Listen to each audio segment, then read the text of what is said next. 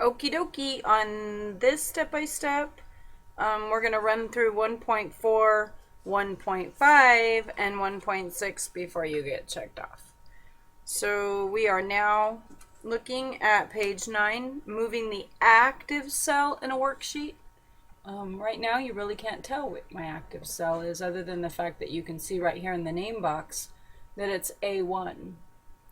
And you can tell that that consists of A through F, 1 and 2. And we'll learn this in a later lesson, why it's spread across so many cells. But I'm going to move over here just to demonstrate that right now, see this very solid dark black line around the cell? That indicates your active cell. So just like in Word, that blinking insertion point that you see, this functions the same way in that if you start typing, the information you type is going to be put in whatever active cell you're in. So right now I'm in H16.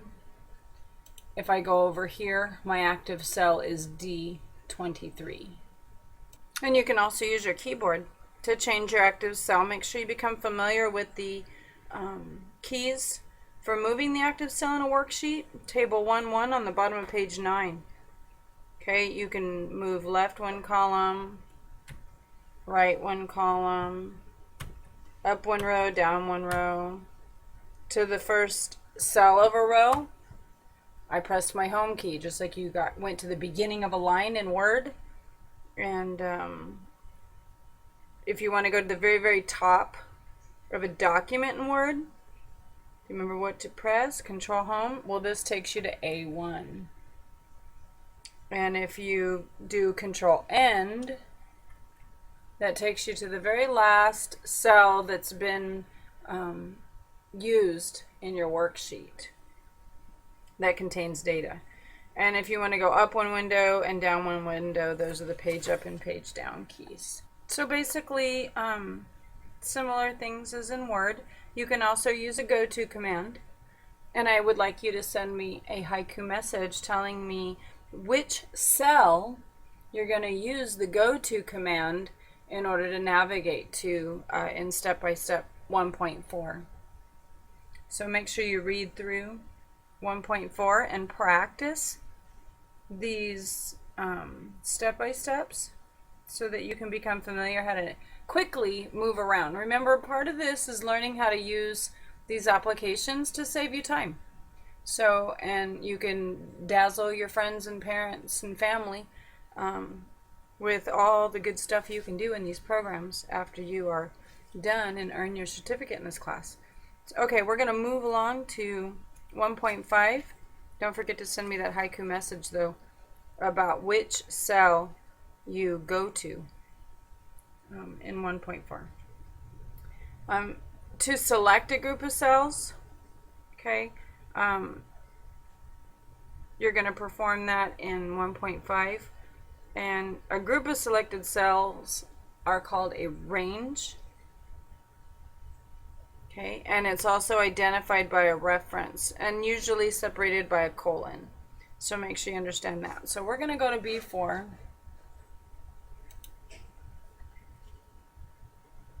And if you press and hold, just like you would over a sentence or a word, if you click and hold this until F4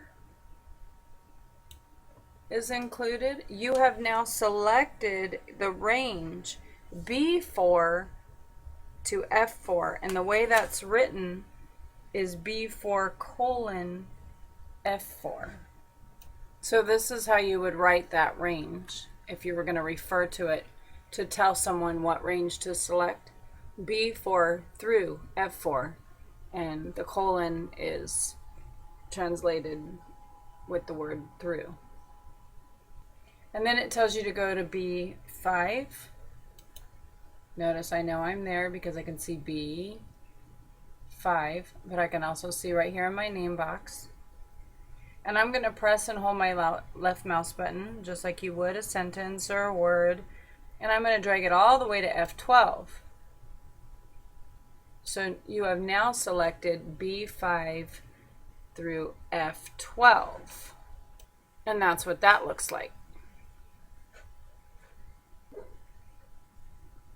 All right, so we are now going to go ahead and move along to 1.6 before we get checked off.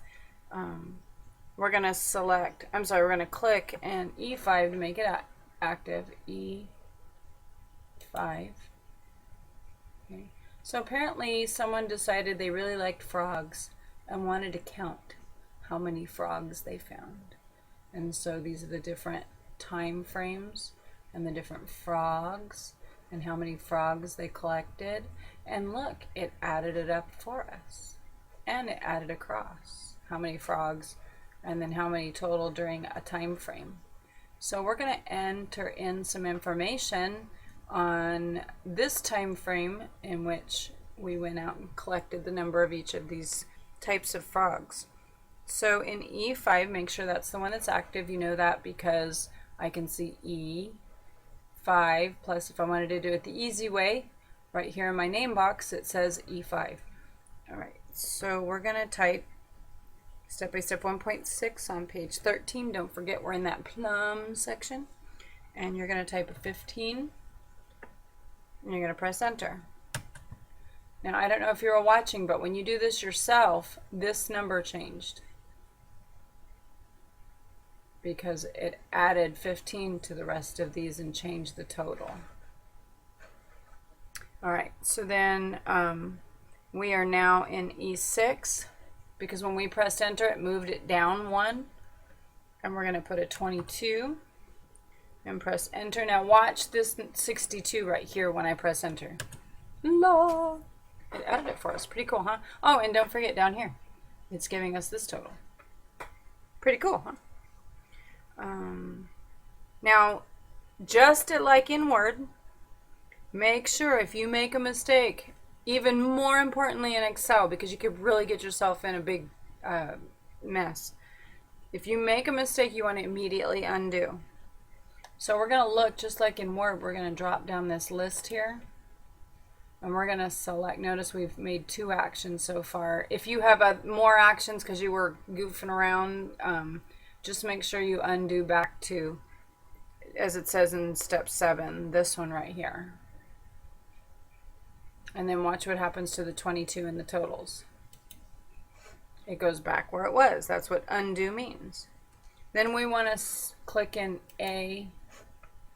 A11, type this as in step 8. Okay. And press enter. It's a new kind of frog we're going to count.